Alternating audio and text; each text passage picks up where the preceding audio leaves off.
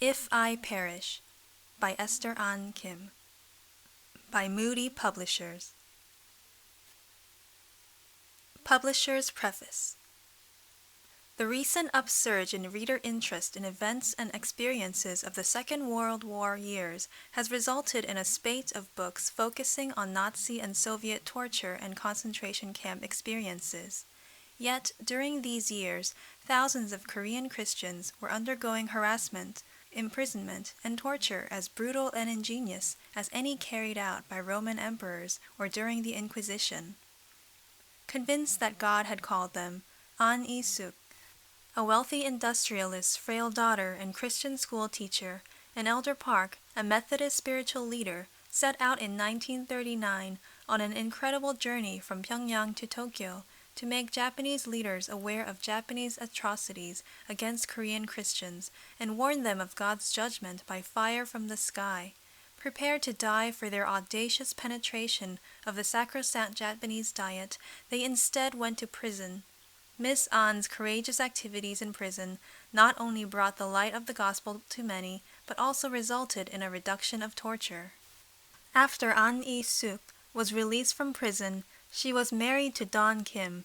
Eventually, they toured the United States and Europe to tell about God's sustaining power during 6 harrowing but triumphant years in Japanese prisons, 1939 to 1945. Her experiences were published as a book in Korea in 1967, which quickly became the all-time religious bestseller in Korea. Published in Japanese in 1973, the book became a national sensation, being entered into Japan's National Library as well as becoming number 3 on the all-time religious bestseller list. Japanese Christians raised the funds and produced a film based on the book. Foreword. I had resolved to die a martyr, but I had failed. As I saw so many dearly beloved Christian leaders perish under the cruel persecution, how I wept and cried out to my God.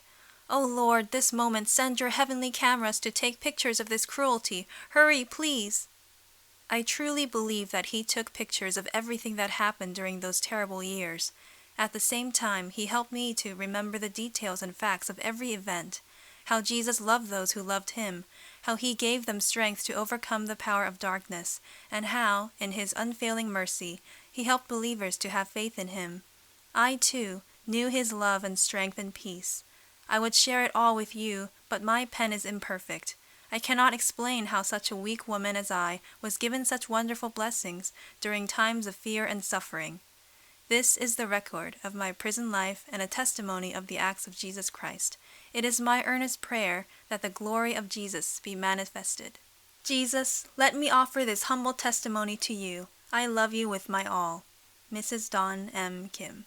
Maiden name, Ahn Suk.